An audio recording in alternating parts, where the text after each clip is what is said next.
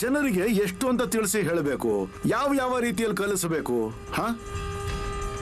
ಕೆಟ್ಟ ಅನುಭವ ಆಗದ ಹೊರತು ಒಳ್ಳೆಯದು ಯಾವುದು ಗೊತ್ತಾಗೋದಿಲ್ಲ ಅವರಿಗೆ. ಮತ್ತೆ ಸುಳ್ಳಿನ ಅನುಭವ ಆಗದ ಹೊರತು ನಿಜ ಏನು ಅನ್ನೋದು ಅರ್ಥ ಆಗೋದಿಲ್ಲ. ನನಗಂತೂ ಹಾಗೆ ಅನ್ನಿಸ್ತಾ ಇರುತ್ತೆ.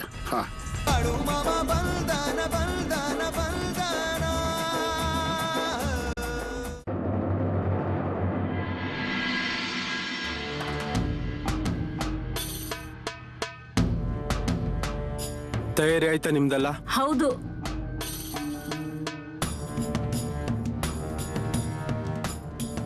ಅಣ್ಣ, ನಾವು ಹೊರಗೆ ಏನಾದ್ರೂ ಹೋಗ್ತಾ ಇದ್ದೀವಾ? ಸರಿ, ದೇವಸ್ಥಾನಕ್ಕೆ ಹೋಗ್ತಿದ್ದೀವಿ ನಾವು. ದೇವಸ್ಥಾನಕ್ಕ? ಮತ್ತೆ ಅಲ್ಲಿಗೆ ಯಾಕೆ ಹೋಗೋದು? ದೇವ್ರಿಗೆ ನಮಸ್ಕಾರ ಮಾಡೋದಕ್ಕೆ ಹೋಗ್ಬೇಕು. ದೇವ್ರ ಹತ್ರ ನಾನೆಲ್ಲ ಹೇಳ್ಬೇಕು. ದೇವ್ರೇ, ನನ್ ತಂಗಿನ ಹುಷಾರ್ ಮಾಡಪ್ಪ.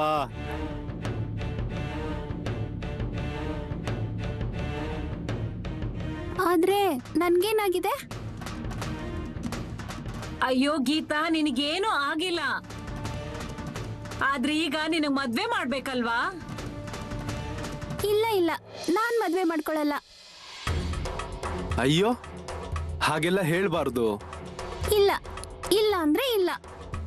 ಸರಿ, ನಮ್ಮ ಮದ್ವೆ ಮಾಡೋದ್ ಬೇಡ. ಹ, ಇಲ್ ನೋಡು, ಊರಲ್ಲಿ ಹೋಗ್ಬೇಕಾದ್ರೆ ಜನರು ಕೇಳ್ಬೋದು, ಎಲ್ಲಿಗೆ ಹೋಗ್ತಿದ್ದೀರಾ, ಯಾಕೆ ಹೋಗ್ತಿದ್ದೀರಾ. ಅವ್ರ ಹತ್ರ ಏನು ಹೇಳೋದ್ ಬೇಡ. ನಾನ್ ಯಾಕೆ ಯಾರ ಹತ್ರ ಆದ್ರೂ ಹೇಳ್ತೀನಿ? ಈ ವಿಚಾರನ ಹೊರಗಡೆ ಹೇಳಕ್ ಆಗತ್ತಾ ಹೇಳಿ? ಅದೇ ಮತ್ತೆ, ನಾವ್ ಹೋಗುವಾಗ ಜನರು ಕೇಳ್ತಾರಲ್ವಾ, ಅದಕ್ಕೆ ಹೇಳ್ತಿದ್ದೀನಿ ನಾನು. ರೀ, ನನ್ ಮನ್ಸಿಗೆ ಒಂದ್ ಚಿಂತೆ ಕಾಡ್ತಿದೆ. ಎಂತದು? ನೀವು ಅವಾಗ ಹೇಳ್ತಾ ಇದ್ರಲ್ವಾ, ನೀವು ಅವ್ರಿಗೆ ದುಡ್ಡು ಕೊಡ್ಬೇಕು ಅಂತ. ಆದ್ರೆ ಎಷ್ಟು ಏನು ಅದು ಗೊತ್ತಾಗಿದ್ರೆ ಚೆನ್ನಾಗಿರ್ತಿತ್ತಲ್ವಾ? ಅಯ್ಯೋ, ಅವ್ರು ಕೇಳ್ತಾರೆ ಅಂತ ಎಷ್ಟು ಕೇಳ್ಬೋದು? ಒಂದ್ 10 ರೂಪಾಯಿ ಕೇಳ್ತಾರಾ? ಕೊಡೋಣ ಬಿಡು. ಅಷ್ಟ್ರಲ್ಲೇ ಆದ್ರೆ ಒಳ್ಳೇದು. ಹೌದು, ನೀನೇನು ಯೋಚನೆ ಮಾಡ್ಬೇಡ. ನಮ್ಮಿಂದ ಎಷ್ಟಾಗುತ್ತೋ ಅಷ್ಟು ದುಡ್ಡನ್ನ ಕೊಟ್ಟು ನೋಡೋಣ ಮತ್ತೆ ಏನ್ ಕೇಳ್ತಾರೆ ಅಂತ. ನನಗೆ ಒಂದೇ ಯೋಚನೆ ಆಗ್ತಿದೆ, ಗೀತಾ ಸರಿ ಹೋದ್ರೆ ನನಗಷ್ಟೇ ಸಾಕು. ಇನ್ನು ಎಷ್ಟು ದಿನ ಅಂತ ಹೀಗೆ ಸಣ್ಣ ಮಗು ತರ ಇರ್ತಾಳೆ?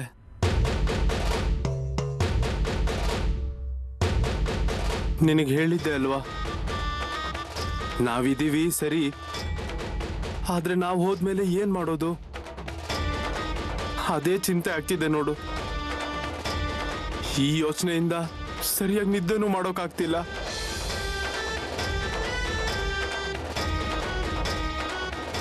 ನನಗೀಗ ಅನ್ನಿಸ್ತಾ ಇದೆ, ನಾವ್ ಈ ವಿಚಾರನ ಮಾಮನ ಹತ್ರ ಹೇಳಿದ್ರೆ ಒಳ್ಳೇದಿತ್ತು ಅಂತ ಅನ್ಸುತ್ತೆ. ಇರ್ಲಿ ಬಿಡು, ಈಗ ನಾವು ಹೋಗ್ತಿದ್ದೀವಲ್ವಾ, ಎಲ್ಲ ಒಳ್ಳೇದಾಗುತ್ತೆ. ಸರಿ ಗೀತಾ, ನಡಿ ಹೋಗೋಣ. ಮತ್ತೆ ಗೀತಾ, ಊರಲ್ಲಿ ಹೋಗುವಾಗ ಯಾರಾದ್ರೂ ಕೇಳಿದ್ರೆ ಏನು ಹೇಳಬಾರ್ದು. ಸರಿ, ನಾನು ಏನು ಹೇಳೋದಿಲ್ಲ. ಆದ್ರೆ ನೀನ್ ನನ್ನನ್ನ ಹೊರಗಡೆ ಕರ್ಕೊಂಡು ಹೋಗ್ತೀಯಲ್ವಾ? ಹೌದು, ನಡಿ ಹೋಗೋಣ.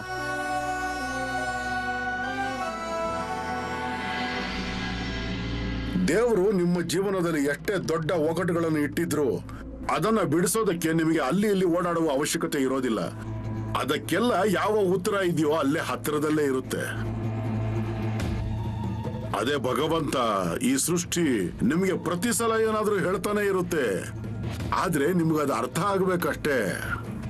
ಆ ದೇವರು ನಿಮ್ಗೆ ಯಾವಾಗ್ಲೂ ಸರಿಯಾದ ದಾರಿ ತೋರಿಸ್ತಾ ಇರ್ತಾನೆ. ಆದ್ರೆ ಆ ದಾರಿಯಲ್ಲಿ ಹೇಗೆ ನಡಿಬೇಕು ಅನ್ನೋದು ನಿಮಗೆ ಅರ್ಥ ಆಗ್ಬೇಕು.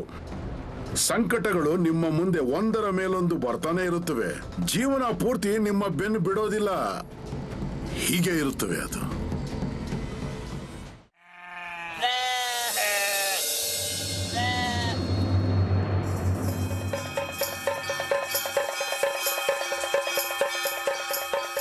ಹಲಸಿದ್ದನಾಥಪ್ಪ, ಓ ಗುರುದೇವ ಮೂಳೆ ಮಹಾರಾಜರೇ, ಇದೇನ್ ನಡೀತಾ ಇದೆ? ಈ ಜನರಿಗೆ ಹೇಗೆ ತಿಳಿಸಿ ಹೇಳಬೇಕು? ಅದ್ ಹೇಗಿದೆ ಅಂತಂದ್ರೆ ನಾವು ಕುದುರೆನ ನೀರಿನ ಹತ್ರ ಕರ್ಕೊಂಡು ಹೋಗ್ಬೋದು. ಜನರಿಗೆ ಎಷ್ಟು ಅಂತ ತಿಳಿಸಿ ಹೇಳಬೇಕು, ಯಾವ ರೀತಿಯಲ್ಲಿ ಕಲಿಸಬೇಕು. ಕೆಟ್ಟ ಅನುಭವ ಆಗದ ಹೊರತು ಒಳ್ಳೆಯದು ಯಾವುದು ಗೊತ್ತಾಗೋದಿಲ್ಲ ಅವರಿಗೆ. ಮತ್ತೆ ಸುಳ್ಳಿನ ಅನುಭವ ಆಗದ ಹೊರತು ನಿಜ ಏನು ಅನ್ನೋದು ಅರ್ಥ ಆಗೋದಿಲ್ಲ.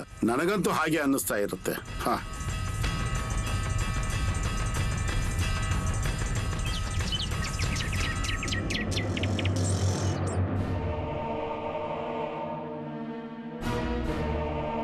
ರಾಮ್ ರಾಮ್ ಗುರುಜಿ. ರಾಮ್ ರಾಮ್. ಬನ್ನಿ ಬನ್ನಿ ಬನ್ನಿ, ನಾನ್ ನಿಮ್ ದಾರಿನೇ ಕಾಯ್ತಾ ಇದ್ದೆ. ಅರೆ ಅರೆ ಅರೆ, ನೀವೆಲ್ಲಿಗೆ ಹೊರಟ್ರಿ? ಇವತ್ತು ಇವ್ರ ಪೂಜೆ ಇದೆ, ಅದಕ್ಕೆ ಬೇಗ ದರ್ಶನ ತಗೊಂಡು ಇಲ್ಲಿಂದ ಹೊರಡ್ತಾ ಇರಿ.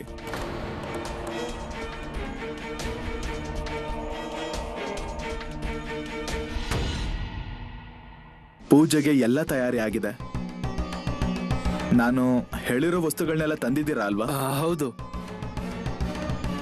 ಇಲ್ಲಿ ನೋಡಿ. ದೇವ್ರ ಮುಂದೆ ಇಡಿ, ಹಾಗೆ ನೀವು ಪೂಜೆ ಕೂತ್ಕೊಳ್ಳಿ. ಹುಡುಗಿ, ನೀನು ಕೂತ್ಕೊಳ್ಳಮ್ಮ. ನಾನಿಲ್ಲಿ ಕೂತ್ಕೊಳ್ಳಲ್ಲ, ನಾನು ಹೊರಗಡೆ ಹೋಗ್ತೀನಿ. ಗೀತಾ, ನಾವು ದೇವಸ್ಥಾನಕ್ಕೆ ಬಂದಿದ್ದೀವಲ್ವಾ? ಬಾ ಕುತ್ಕೋ, ಬಾ ನನ್ನ ಪಕ್ಕ ಕುತ್ಕೋ, ಬಾ ಕುತ್ಕೋ, ಬಾ ಕುತ್ಕೋ.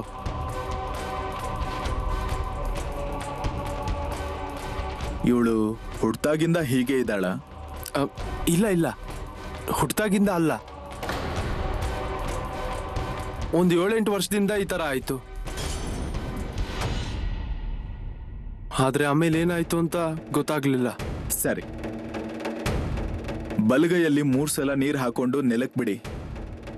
ನೀವು ಕೈ ಹಿಡಿರಿ.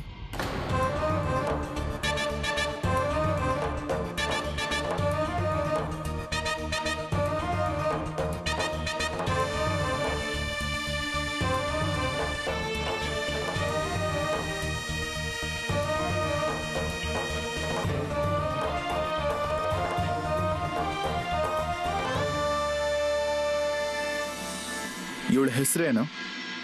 ಗೀತಾ. ದೇವ್ರಿಗೆ ನಾನು ಕೋರಿಕೆ ಕಟ್ಕೊಳ್ತೀನಿ. ದೇವ್ರೆ, ಇವ್ರ ತಂಗಿಗೆ ಹುಷಾರಿಲ್ಲ, ಅವಳು ಹುಚ್ಚರು ತರ ನಡ್ಕೋತಾ ಇದ್ದಾಳೆ. ಯಾರ್ದಾದ್ರೂ ಕೆಟ್ಟ ದೃಷ್ಟಿಯಿಂದ ಪೂಜೆ ಮಾಡಿದ್ರೆ ಅದನ್ನೆಲ್ಲ ತೆಗೆದು ಹಾಕಿ ಮತ್ತೆ ಅವಳಿಗೆ ಇದರಿಂದ ಮುಕ್ತಿ ಕೊಡು.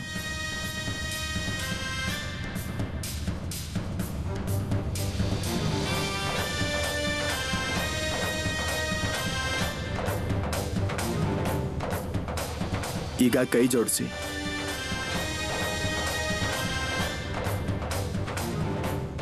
ಗೀತಾ, ಕೈ ಜೋಡಿಸು.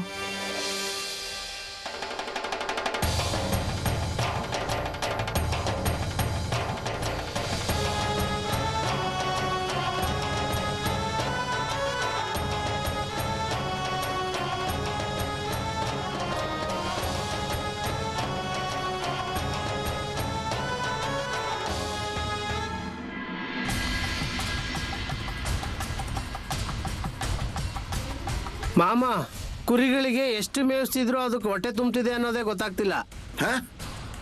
ಏನ್ ಬೇಕಾದ್ರೂ ಮಾತಾಡ್ತೀನಪ್ಪ. ಅರೆ, ನನ್ನನ್ನು ಹುಚ್ಚ ಅಂತ ತಿಳ್ಕೊಂಡಿದ್ದೀರಾ? ನಿಮ್ಗೆ ಅವುಗಳಿಗೆ ಮೇಯ್ಸಕ್ ಬರೋದಿಲ್ಲ ಅಂತ ಹೇಳಿ. ಏನಪ್ಪ ದತ್ತು, ನಿಮ್ಗಳಿಗೆ ಕೆಲಸ ಮಾಡಕ್ ಬೇಜಾರಾಗಿದ್ಯಾ? ಏನಾಗಿದೆ ನಿಮ್ಗೆ? ಅದು ಆಗಲ್ಲ ಮಾಮ, ಅದು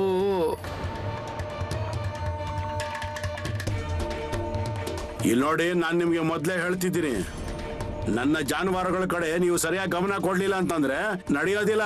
ಇಲ್ಲಾಂದ್ರೆ ನಾನು ನಿಮ್ಮನ್ನು ಸರಿಯಾಗಿ ನೋಡ್ಕೋತೀನಿ, ಗೊತ್ತಾಯ್ತಾ?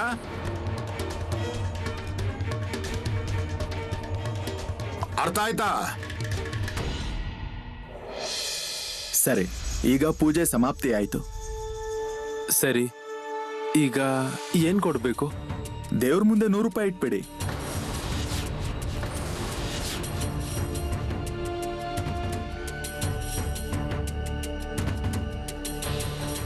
₹100? ಅಯ್ಯೋ, 100 ರೂಪಾಯಿ ಇಲ್ಲ ಗುರುಗಳೇ, ಇನ್ನೂ ಕಮ್ಮಿ ಕೊಡೋದಕ್ಕಾಗಲ್ವಾ? ಅಲ್ಲ, ಇವಳನ್ನ ಹುಷಾರ್ ಮಾಡೋದು ಅಂದ್ರೆ ಸುಲಭದ ಕೆಲ್ಸನಾ? ಅರೇ, ನಮ್ ಭಾಗಕ್ಕೆ ಕುರಿಗಳು ಬಂದಿದಾವೆ, ಅದೇ ಬೇಕಾದಷ್ಟಾಯ್ತು. ಹೌದಪ್ಪ, ನಮಗ್ ತುಂಬಾ ದಿನದ ಮೇಲೆ ಇಂತಹ ಸಂಧಿ ಸಿಕ್ಕಿದೆ. ತುಂಬಾ ದಿನ ಆಯ್ತು ಕುರಿ ಮಾಂಸನೇ ತಿಂದಿಲ್ಲ ನಾವು. ನನಗಂತೂ ಯಾವಾಗ ತಿಂತೀನೋ ಅಂತ ಅನಿಸ್ತಿದೆ. ಅದ್ರಲ್ಲೇನ್ ಮಹಾ ಇದೆ, ಪೇಟೆಗೆ ಹೋಗ್ಬೇಕು ತರಬೇಕು. ಅಲ್ವೇ, ನನ್ನ ಹತ್ರ ಅಷ್ಟೊಂದು ದುಡ್ಡು ಎಲ್ಲಿದೆಯೇ? ಮತ್ತೆ ನಾಳೆನೆ ಒಂದು ಕುರಿನೇ ಎತ್ಕೊಂಡ್ ಬರೋಣ. ನನಗಂತೂ ಈಗಲೇ ತಿನ್ಬೇಕು ಅಂತ ಅನಿಸ್ತಿದೆ. ಅದೆಲ್ಲ ಸರಿ ಬಿಡು, ಆದ್ರೆ ಈ ಕೆಲ್ಸ ಅಷ್ಟು ಸುಲಭದ್ದಲ್ಲ. ಆದ್ರೆ ಅಷ್ಟು ಕಷ್ಟನೂ ಅಲ್ವಲ್ಲ. ನಾನು ಹೇಗೆ ಹೇಳ್ತೀನೋ ಹಾಗೆ ಮಾಡೋಣ. ಒಂದಲ್ಲ 2 ಕುರಿಗಳನ್ನ ಕಳ್ತನ ಮಾಡ್ಕೊಂಬರೋಣ. ಸರಿ, ಒಂದ್ ಕುರಿನ್ ಮಾರೋಣ, ಮತ್ತೊಂದನ್ ತಿನ್ನೋಣ. ನೀವು ಬರೀ ಕುರಿಗಳನ್ನ ಕದಿಯೋ ಕೆಲಸ ಮಾಡಿ. ನಿಮ್ಗೆಲ್ಲ ಒಂದ್ ವಿಷಯ ಹೇಳ. ಅಲ್ಲಿ ಬಿಡಾರದಲ್ಲಿ ಮಾಮ ಕಾಣಿಸಿದ್ರು ಅಲ್ವಾ, ಅವರು ಸಾದಾ ಮನುಷ್ಯ ಅಲ್ಲ. ಅವ್ರ ಕಣ್ಣುಗಳು ನನಗಿನ್ನ ನೆನ್ಪಿದೆ. ನೀವೇನ್ ಕೆಲಸ ಕಾರ್ಯ ಮಾಡ್ತೀರಾ? ನಾವೆಲ್ಲರೂ ಕೂಲಿ ಕೆಲಸ ಮಾಡ್ತೀವಿ ಮಾಮ. ಅರೆ, ನಿಮ್ಗೆ ನಾಚಿಕೆ ಆಗ್ಬೇಕು. ನಿಮ್ಗೆ ನನ್ನ ಬಿಡಾರಕ್ಕೆ ಬಂದು ಸುಳ್ಳು ಹೇಳ್ತೀರಾ ನೀವು?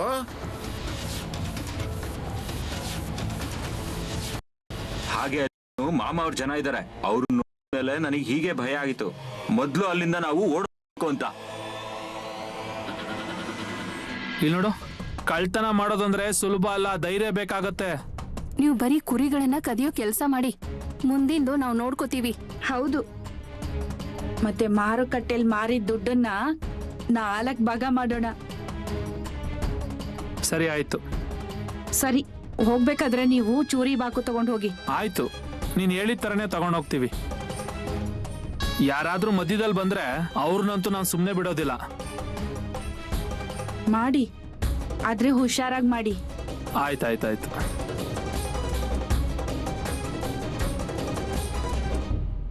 ದೂರದಿಂದ ದೂರ ದೂರ ದೇವ್ರನ್ನ ದೂರದಿಂದ ದರ್ಶನ ತಗೋಬೇಕು. ಅರೆ, ಹೇಳಿದ್ ಗೊತ್ತಾಗೋದಿಲ್ವಾ ನಿಮ್ಗೆ? ನಡೀರಿ ಹಿಂದೆ.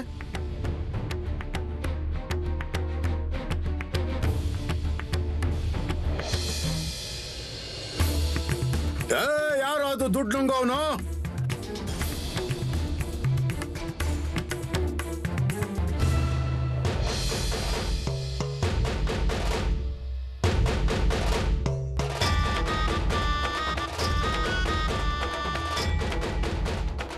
ಏನೋ ಏನ್ ನಡೆಸ್ತಾ ಇದ್ದೀರಿ ನೀವಿಲ್ಲಿ? ಏನೂ ಇಲ್ಲ. ಏನೂ ಇಲ್ಲ ಅಂದ್ರೇನು? ನೀನು ಲಕ್ಕಪ್ಪನ ಹತ್ರ 100 ರೂಪಾಯಿ ತಗೊಂಡಿದಿಲ್ವಾ? ನೀನು ಮುಗ್ಧ ಭಕ್ತರನ್ನು ಮೋಸ ಮಾಡ್ತೀಯ ಅಲ್ವಾ? ಹಾ, ಏನೋ ನಾಚಿಕೆ ಗಿಚ್ಕೆ ಆಗೋದಿಲ್ವಾ ನಿನಗೆ? ನಾನು ನನ್ನ ಕೆಲ್ಸದ ದುಡ್ಡನ್ನ ತಗೊಂಡಿದ್ದೀನಿ. ನೀನು ಲಕ್ಕಪ್ಪನ ತಂಗಿಗೆ ಗುಣಪಡಿಸ್ತೀಯ? ನೀವು ನನ್ ದೇವ್ರ ಚಮತ್ಕಾರನ ನೋಡಿ. ಅವಳು ಗುಣ ಆಗ್ತಾಳೆ. ನನ್ ದೇವ್ರು ಎಲ್ರನ್ನು ಗುಣ ಮಾಡ್ತಾನೆ. ಹೌದಲ್ವಾ? ನಿನ್ನ ದೇವರು ಗುಣ ಮಾಡ್ತಾನಲ್ವಾ? ಆದ್ರೆ ನೀನು ಮಧ್ಯಸ್ಥಿಕೆ ಮಾಡಿದ್ದಕ್ಕೆ ಯಾಕೆ ದುಡ್ಡು ತಗೊಂಡೆ?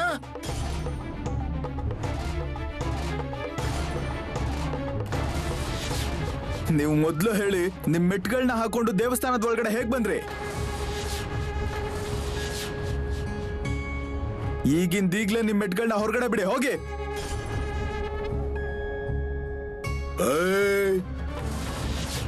ನಾನು ನನ್ನ ಮನೆ ಒಳಗಡೆ ಹೇಗ್ ಬರ್ಬೇಕು ಅನ್ನೋದನ್ನ ನೀನ್ ಹೇಳ್ಕೊಡೋ ಅವಶ್ಯಕತೆ ಇಲ್ಲ. ಇದು ನನ್ ದೇವ್ರ ದೇವಸ್ಥಾನ. ಮತ್ತೆ ನೀವ್ ಹೀಗೆ ಮೆಟ್ಗಳನ್ನ ಹಾಕೊಂಡು ಒಳಗಡೆ ಬಂದ್ಬಿಟ್ಟಿದ್ದೀರಾ. ಹೋಗಿ, ನಿಮ್ ಮೆಟ್ಗಳನ್ನ ಹೊರಗಡೆ ಬಿಟ್ಟು ಬನ್ನಿ, ಹೋಗಿ. ನಾನ್ ತೆಗಿಯೋದಿಲ್ಲ. ನೀನ್ ಏನು ಮಾಡ್ತೀಯ? ಮತ್ತೆ ನೀನ್ ನನಗೆ ಮೆಟ್ಟುಗಳನ್ನ ಹೊರಗೆ ತೆಗಿಯ ಕೇಳ್ತಾ ಇದ್ಯಾ? ಮತ್ತೆ ನೀನೇನ್ ದೇವರ ಮುಂದೆ ಮಾಡ್ತೀಯಾ? ದೇವರ ಮುಂದೆ ನೀನ್ ಇದ್ಯಾ? ಅಂದ್ರೆ ನೀವ್ ಹಾಗೆ ನನ್ ಮಾತು ಕೇಳೋದಿಲ್ಲ ಅಂತ ಆಯ್ತು. ನಡೀರಿ ನಡೀರಿ ನಡೀರಿ.